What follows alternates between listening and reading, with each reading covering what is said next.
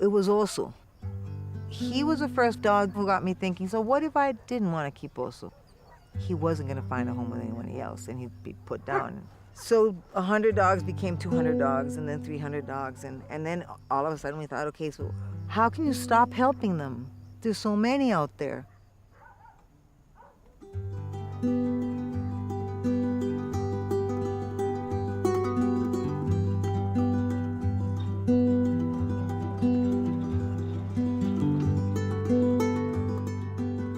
To me, and I hope to them, it's their little mountain where nobody's going to hurt them again, and where, if they're lucky, they might find a home. A zaguate, or a mutt, is the product of a survivor with a survivor. Not that I think breed dogs are not. I mean, any dog, any animal is beautiful. But if a mutt gets to survive past his first months of life on the street, he's pretty much bulletproof.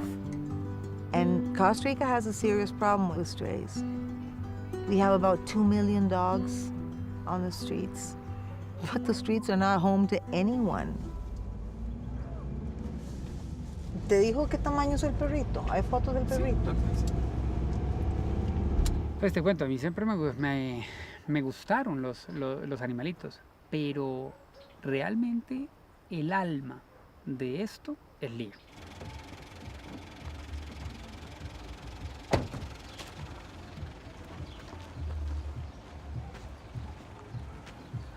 Con cara de, Hubiéramos traído como algo para recogerlo. Aquí anda una cuerda, mami. Pero no, pero algo como... Ah, una matita, ahorita hago la vuelta. Y está que sí se puede levantar. Ah, ya veo. Es que otros ojos bonitos. Él andaba ahí, cuando nosotros lo vimos, se trata como levantar, pero la patita no le da. ¿No? Seguramente está quebrada. O la cadera. Ya para que no se escapara, porque dice que es increíble que aquí lo hayan atropellado. ¿Cómo es posible? ¿Con qué velocidad van a ir aquí, no, hombre? No, ha visto ese hombre, bueno, le agarró la piedra. ¿Cómo va a ser posible? O sea... No paró, dice mi papá que no paró, maldito. Le gritó él, hasta los madrió hacia acá y no quiso parar el viejo. Llegó un momento en que empezó a rescatar perros de la calle, sin la idea de darlos en adopción, sino curarlos y quitarle todas las cositas malas que tenían. Y llegamos a tener 183 perros en la casa. Entonces, ya en ese momento sí era súper problemático con los vecinos y todo. Y entonces decidimos ya hacer esto en territorio. Pero nunca se armó pensando, vamos a hacer un refugio de perros. Nunca. Venga,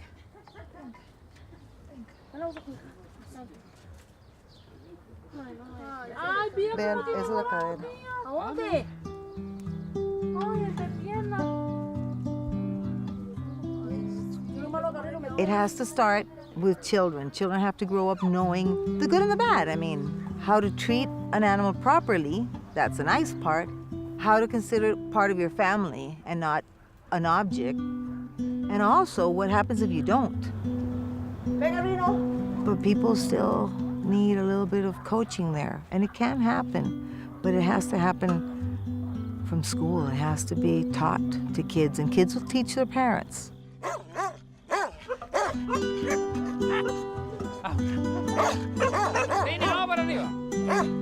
Cuando yo conocí a Lya, tenía un sapo de mascota. Era un sapo como de ese tamaño. Y tenía conejos, y tenía perros, y tenía de todo. Y está convencida que su abuelo, Diógenes Bonilla, que fue la persona que era la dueña de esta propiedad, amaba a los animales. Entonces ella dice, esta herencia de mi abuelo, creo que el mejor uso que le puedo dar es en honor a él, que esté llena de animalitos. Where's Nicole? I'll get her bag. Bueno, ya.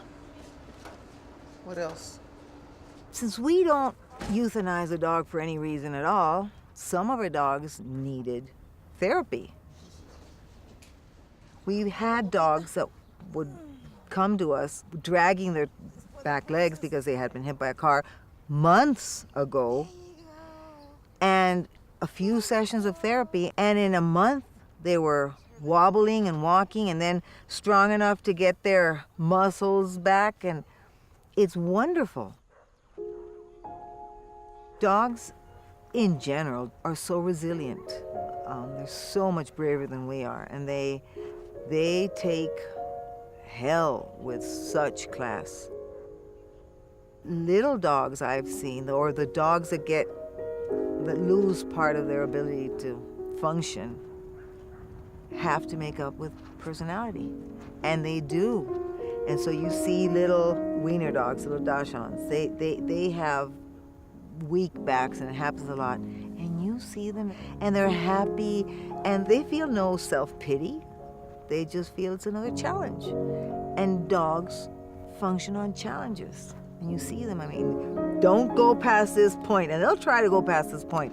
Don't eat that, and they'll try to eat that. Don't survive, and they will survive.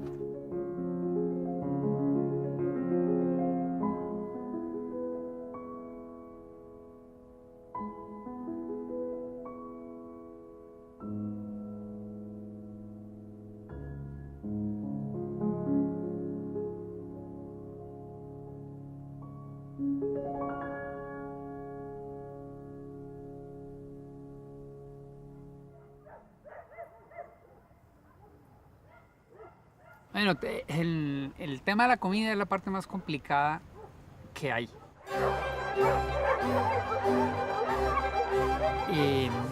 La parte elemental para poderle dar de comer a esta cantidad de perros es que nunca puedes empezar a servir por pedazos la comida.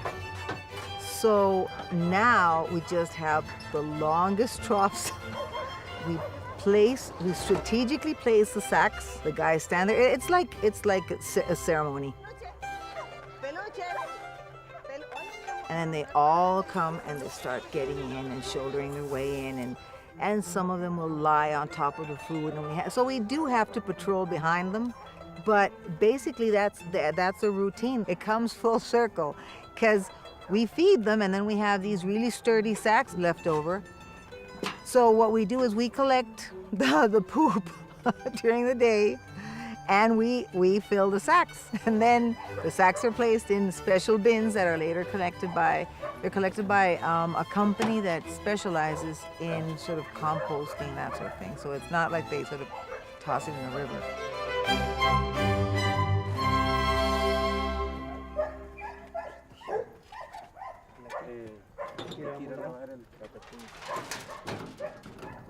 At least some of my proudest moments are when I can see dogs walking and running around here that were either dogs that were supposed to be put down for whatever reason, or really weren't supposed to survive. We have, and for that we have to thank our vets. Territorio representa muchas cosas. Representa todo lo que una persona puede hacer para cambiar el mundo, pero al mismo tiempo, y muy tristemente, representa lo mal que estamos en Costa Rica con respecto a la tenencia responsable de mascotas. Es un lugar donde llegan todos los casos que las otras personas completamente voltearon su cara.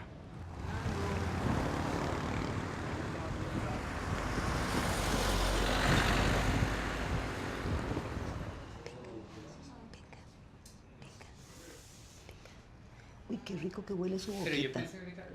Qué rico huele su boquita. Qué rico su boquita.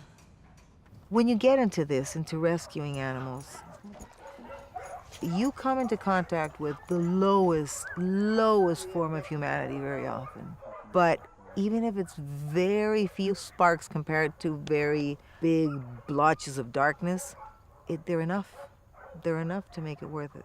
Entonces, es una combinación de sentimientos muy buenos cuando logramos excelentes resultados, y sentimientos muy tristes cuando vemos lo que un humano puede hacerle a una mascota, lo que un humano puede hacerle a un ser que no se puede defender.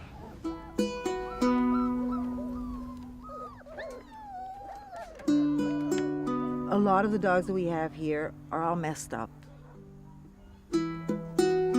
They've had a hard life, and they live on a farm, and they get wet and dirty and muggy, but they're happy. They've healed the inside, and sometimes that's the hardest part to heal. Think of human beings. I mean, no matter how much makeup you put on, if you're sad, if you've got a broken heart, it's not gonna go away with makeup. Every dog becomes your baby. And at the beginning it was harder. But then after years of watching these dogs who have had so much fun here just gravitate towards people when there's a public walk, you understand that they all want a home. So when somebody takes them, the bittersweet part of letting go, the bitter part is gone. It's like I'm trusting this person with what I think this dog wants, and I think they all want homes. It's not how many times you're happy, it's how deeply happy you can be. And I don't think I could be happy turning my back on them. Sometimes I get asked, why do you keep doing it? I go, because somebody has to take over. Somebody has to learn that it is possible to give this to dogs, to have dogs that don't have homes and not have them caged in and sentenced to a death if they're not adopted. If I could do this, imagine a government with funding. They deserve at least this, at least as much. And if we can't stop them from being born, well, God, then guarantee them some happiness and a future that doesn't involve cages. So I can't stop. I can't.